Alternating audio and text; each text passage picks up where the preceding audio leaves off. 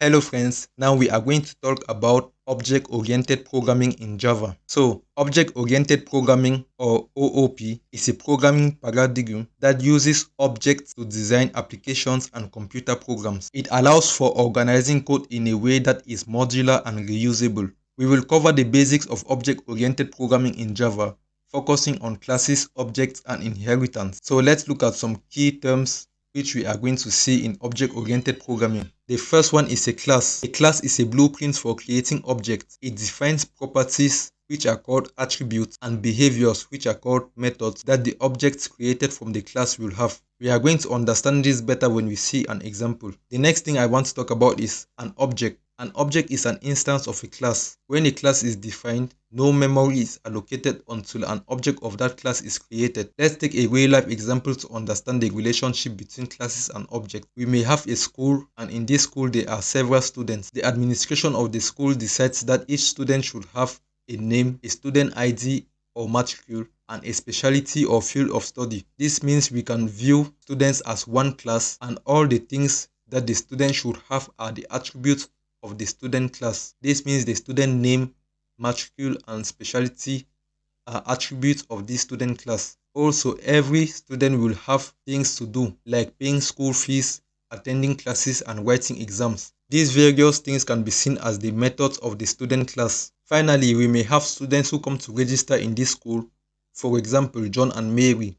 John and Mary will then possess all the attributes required for students of this school, and once registered, they can also carry out the different methods of the student's class.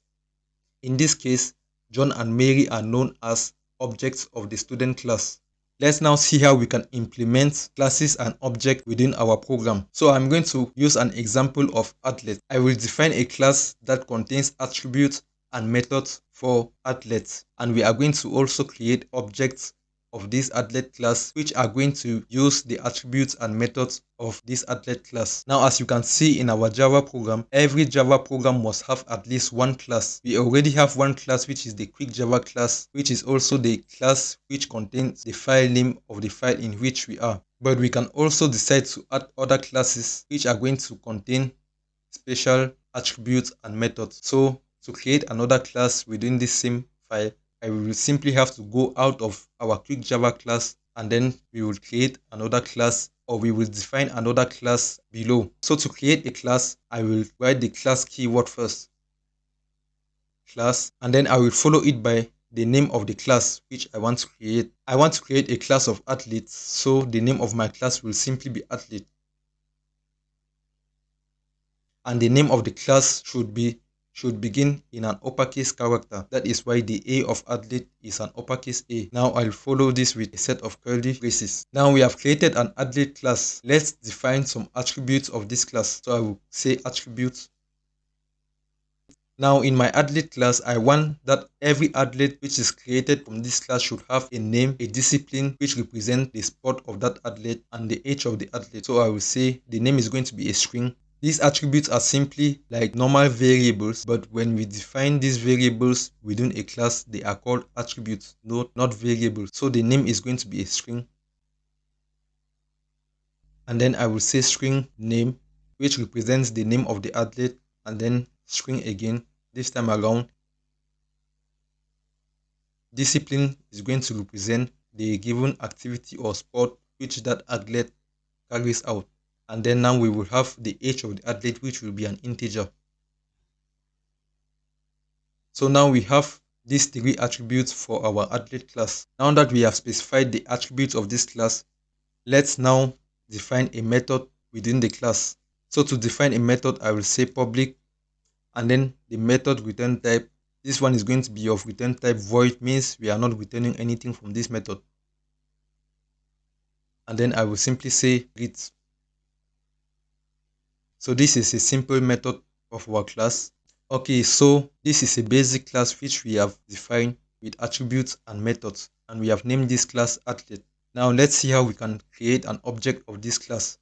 To create an object of a class, we need to go back to our quick Java class, since it is a class that contains the main method. The main method can be defined in one class in our program only. So the class which contains the main method is always going to be the main class of our program, and every other thing we do in the other classes, when we want to create or initialize these classes, we must come back to this main method.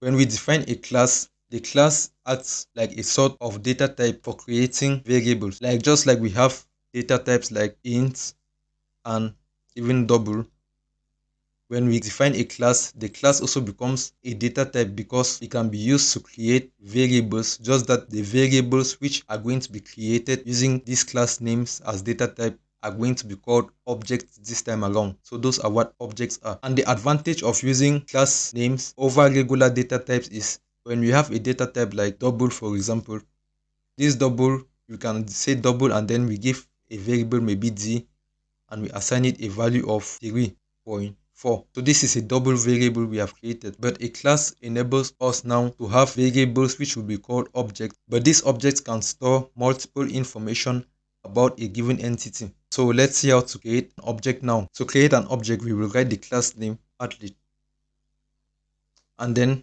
I'm going to say ath1, which means athlete1, and I'll say it is equal to new athlete, and then followed by a set of parentheses with a semicolon at the end.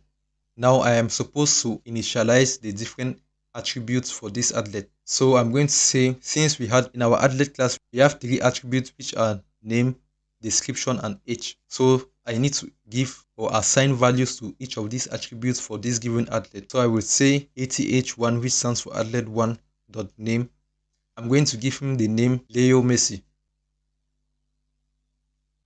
which is the footballer of, and then now I want to give his discipline. I will say athlete1 dot discipline will be equal to, the discipline is football. Americans call it soccer, but me, I call it football. And then now his age, I will do the same thing, dot age.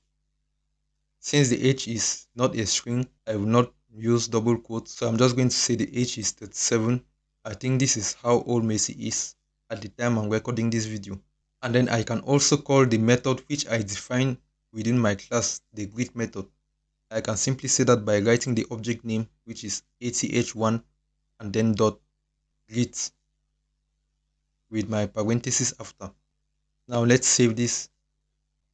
Also, the error says cannot find symbol discipline. It means I spelled discipline wrongly in one of the places. Yes, discipline is supposed to be with I, but I wrote it with E.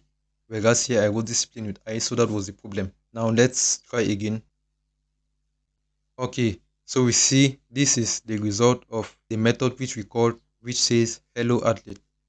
Now we have seen how to create a class and then define objects of that given class. We can see that when we create this object of this class athlete called athlete1 or ath1, takes a lot of time to come and then write athlete1.name before giving its name, athlete1.discipline to give its discipline, and then athlete1.age to give the age. So we can make this process simpler by using a constructor. A constructor is simply a method which is defined within a given class, which is used to initialize the attributes of an object of a class at the same time which the object is being created. So let's see how to use this. The constructor should also have the same name as the class name, and it doesn't have any return type. So let's create a constructor for this athlete class. The constructor is going to say public and then athlete.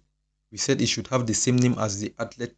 It should have the same name as the class, and then I will follow it with a set of parentheses. Now within the parentheses, we are going to pass in some parameters which are going to be the attributes of this class, the name, and then the discipline, and finally the age. Okay, now I will follow it with a set of curly braces. Now the body of this method is simply going to initialize the values of all of these given attributes of the class. So to initialize the attributes, we will start with the name. I will simply say this dot name and then equal to name. So when I say this dot name, the this keyword simply enables us to specify that we are referring to the object which is calling this method at this given instance, and then this given object has the attribute name. So when we say this.name, it means we mean the name, which is the attribute of the object calling this method at the given instance, whereas the other name on the right hand side of the equal to symbol, it represents this name, which is a parameter, because we could have called this anything. We could even call this like xyz. If we call this xyz, and then we can simply say name equals xyz, and we remove this.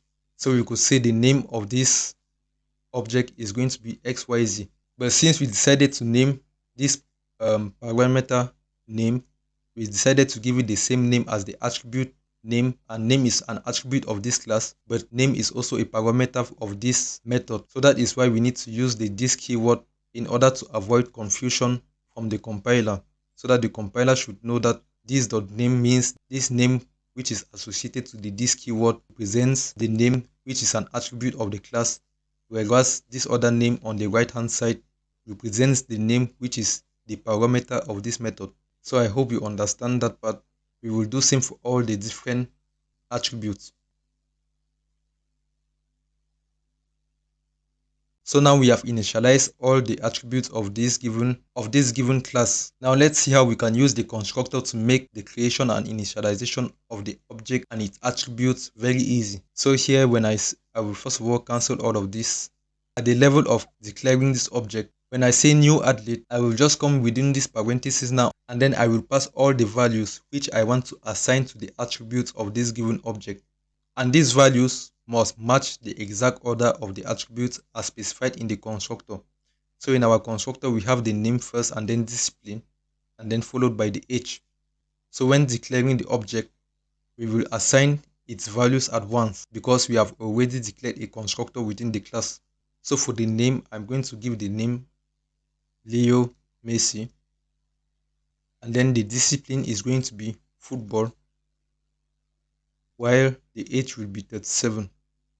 So you can see that now we have done everything on one line only. That is how useful constructors are, because it's the constructor that enables us to be able to just pass all these values one time like this, instead of having to create the object first, and then we will say object.name equals this, object.discipline equals this, and object.age equals this. Now let's try to print one of the attributes of this object. I'm going to print the name of the athlete, so I will just say ath1.name.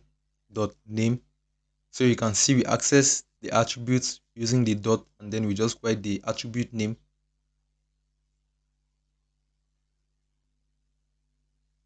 We see the name is given Leo Messi, and then this other message down is simply the result of this greet method which we call. Now one more thing I want us to do in our athlete class is that we will cancel this greet method. First of all, it is a bit useless. I want us to declare a method that is going to display all the values of this athlete attribute. So let's create this method I'm talking about. I would say public void is not going to return anything because we are going to simply print out everything within the method, and I will call the method display details. It's not going to take any parameters. I'm going to now print the different attribute values for the object which is going to be calling this display detail method.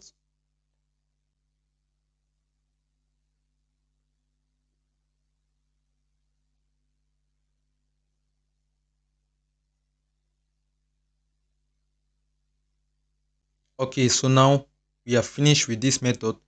The method simply displays the values of the different attributes of the given object, which is going to call the display details method. We are saying name equals this.name, discipline, this.discipline, and then age is this.age. Now let's go back to our main method. We are going to, instead of calling the greet method, we are now going to call the display details method. We have athlete1.display details. And then before I want to create a second object of this athlete class, the classes are reusable just like with methods, meaning that when you define a class once, you can create as many objects of that given class as you want. So that is what I'm going to do. I will create a different object or a second object of my athlete class the same way I did with the first object. This time it's going to be athlete2, ath2, and then I'll follow the same procedure, new athlete.